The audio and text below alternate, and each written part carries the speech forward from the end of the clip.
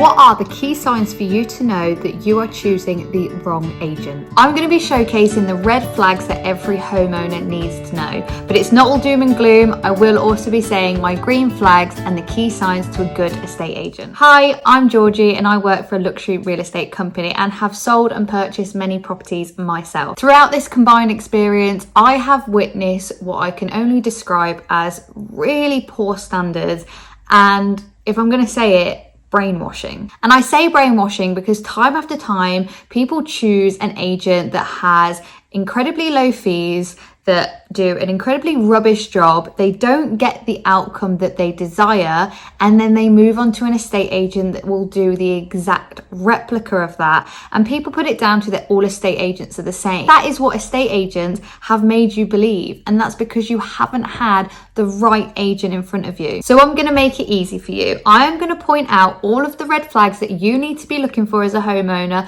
when deciding on your estate agent. I'm also going to be pointing out the green flags so you know the estate agent is the right fit for you. So let's get into it. Red flag number 1. If an estate agent gives you just an office number, that is a red flag. It is such an outdated process, an outdated way to do business.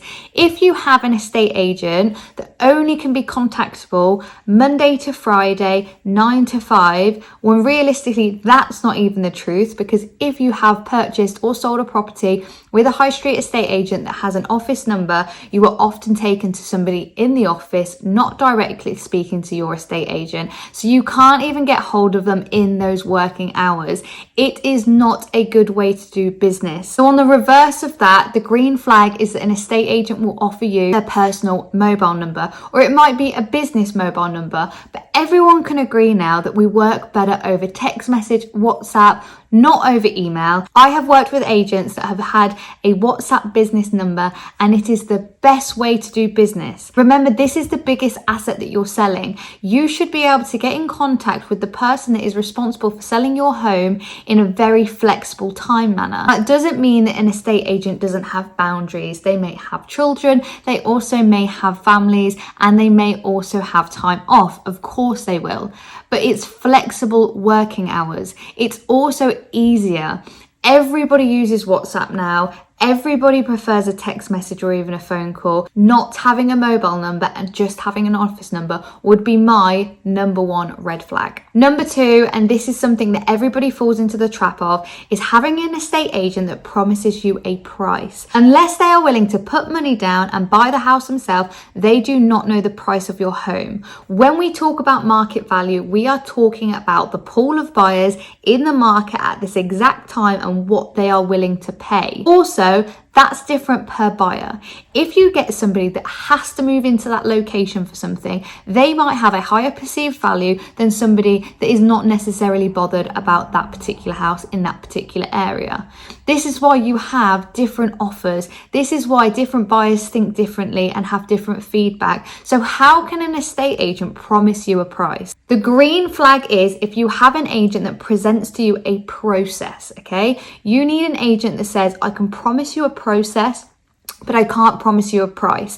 And the process that they have in place is backed up by case studies where they have got either the asking price or above asking. So that's how it should be presented to you. It should never be anyone saying to you, oh yeah, you'll definitely get 300,000 for this, or you'll definitely get 2 million for this. That's not how it works. Unless they are willing to buy it themselves, they cannot say that. Number 3 is lack of strategy. Strategy is everything in this game. Putting a property on Rightmove isn't a strategy. I mean, that is basics. Putting it on Rightmove is just hoping that somebody will see it and they will call in, which is the most non-proactive way of doing any kind of estate agency. So all I would say is when an estate agent is telling you what they are going to do in terms of marketing your home, there should be a clear marketing strategy with actual data and statistics and figures to back it up. So for example, they might say to you, look, we are going to create a social media video of the property, and we are going to put it on Facebook, Instagram and LinkedIn. If we put it on Facebook, we'll put an ad spend of £20 behind it, let's say, and this will reach over 100,000 people in the local area. These are the numbers that you should be hearing, specifics to your house, and they should have already done this work as such or research before coming out to the property. Another example is if they do direct mail, which is essentially a letter, a postcard, whatever that would go through the mailbox to advertise your home. They should be able to know how many houses they're going to hit and how much that's going to be. If you have somebody that says, yep, we do social media, yep, it goes on the portals, and there's nothing visibly to see, there's no actual specifics, and this is a copy and paste pitch as such that they will say to everyone. It's not a bespoke service. For most people, this is the most expensive asset they own. You should have somebody that knows exactly how they are going to market your house and target the right buyer. So marketing strategy is one. Also a pricing strategy. Now, a lot of people haven't come across a pricing strategy. They believe that they will have an agent that will come in and say, your property is X amount, so we are going to put it on for that. So let's say your house is 500,000 and they go, I believe that your property is 500,000 and you'd get £500,000. Already, that is a clear no-go because they've promised you a price. Then they put it online at 500,000. What needs to happen is there needs to be a range. Your property from comparable data will sit in a range. We then need to look at what's currently on the market and where we can price it the best strategy wise. And often the best way to do it is the most aggressive way because it allows more eyeballs, more people viewing, more competition, more money. But your estate agent should know this. This is something that you should be asking for, but it's already probably a red flag that they're not going through that. So the green flag is somebody that comes in with a clear marketing strategy and a clear pricing strategy. And that should be something that is natural to them to go through for you. Number 4 is lack of social media presence. Now, everybody can agree that we are living in a digital world. Any product that is out there is being marketed online. It used to be just websites, but now it's TikTok, Instagram, Facebook, YouTube, LinkedIn, Twitter, all of these things. And this is because people are using this forum day to day. Social media is a non-negotiable. So if your estate agent has no social media presence, then that is a huge red flag. A green flag would be that they have social media accounts. They use them regularly, which you can obviously go and have a look at how regularly they post, but also look at the type of post that they put. What are they doing to advertise other people's properties? Is that the way that your property should be highlighted? For example, is there great photography, great videography that is being distributed well? Is there high engagements? Ask them also what kind of following and audience they have. If you've got an estate agent that's built up a really robust following, which is probably from the local area, that's a really good green flag. So don't be afraid to ask these questions. Number 5 is lack of honesty. Now, in this game, it can be quite tricky to navigate some kind of conversations. So for example, if your property needs a little bit of work doing to it, if, for example, the staging of your property or the way that it has been furnished isn't to everyone's taste, your agent should just sit down with you and honestly say to you, we should be looking at doing X, Y, and Z in order to get your property ready for the market. If you have an estate agent that darts around that conversation, later down the line, you get feedback from buyers, and then they say to you, yeah, I did think that we need to do X, Y, and Z. That's because they haven't been honest with you from the beginning. That also means that they were scared or uncomfortable. That's not a good personality trait to have in an estate agent. You need somebody with conviction, and you need somebody that is very strong and backs what they are saying. That's the type of person you want in front of a buyer, and that's the person you want selling your home. But on that, I'm going to tell you a story. Me and my partner have been looking for a house to buy, and we have had many viewings with loads of different estate agents in my local area. Now, something that's got picked up, which made me, like, my gut wrench, thinking, oh, if I was the seller of this property, I would be devastated if I heard this conversation.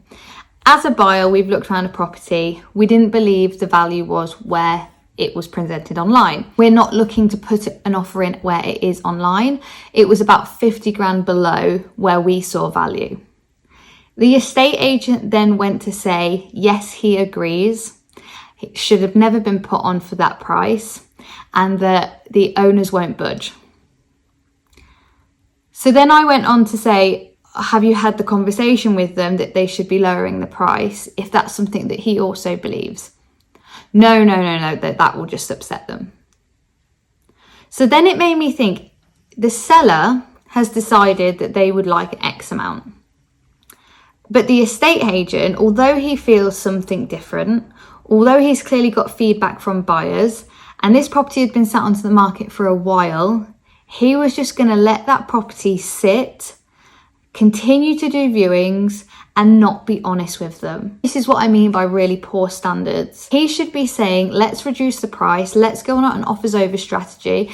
The property probably needed a little bit of staging as well. Let's do this, let's increase the perceived value. And with a certain pricing strategy and with a better marketing campaign, we actually might be able to get what they hope for, but there's a strategy behind that.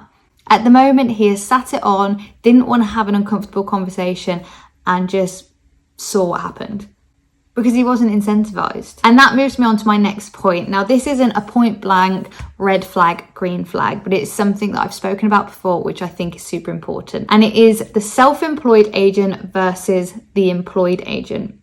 Now, the agent that I was speaking about before was from a high street estate agent, probably was paid a salary, and the commission when he sells that home would have been a fraction. Why is he bothered if it sells or not? Ideally, he wants it to, but it's not the end of the world if it doesn't. And I could tell that in his attitude. And if that was somebody representing my property, I would be devastated, because what I've done is I'm paying somebody to not even try and sell my home. A self-employed agent does not get paid their commission until the property is sold. So it's a win-win situation. But they obviously want it sold as much as you, because they are working and they could be working to like 3 to 6 months in the end and not getting paid on it. So they are highly incentivized to get it over the line, highly incentivized to get the best, the maximum price for it. And it becomes more of a partnership. The other things is a self-employed agent is pretty much everything I have just described above in terms of the green flags. So when I'm talking about an office number versus a mobile number, you will find that with high street estate agents versus self-employed. Self-employed will have a personal mobile number that you can get hold of them on. Strategy. Self-employed agents usually know what they need to do to get it sold. They also have a clear strategy because they are so highly incentivized to get that sold that they need to think of every way possible that they can market that home and get the best value for it, which means they've thought about a strategy. They've not just followed a kind of usual industry format, which is let's put it on Rightmove and then wait for the phone to ring. Social media is a new thing in real estate. When I say new, probably the past couple of years, it's more blown up. Self-employed agents understand this. And they really, really go to town because, again, it's another marketing avenue that could get that house sold and get them paid. You will find more agents that are self-employed on social media and doing well on social media because they are investing in it as part of their business. And also honesty. A self-employed agent hasn't got time to be dishonest.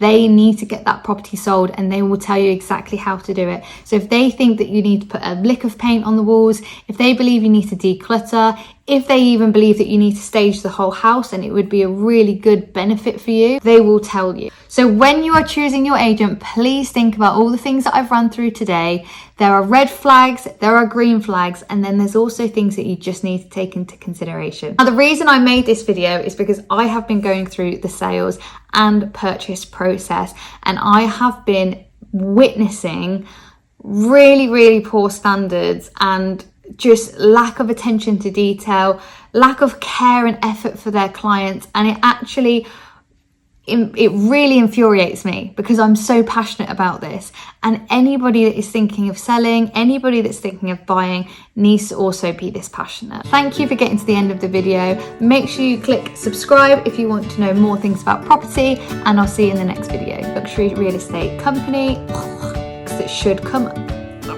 and will make you realize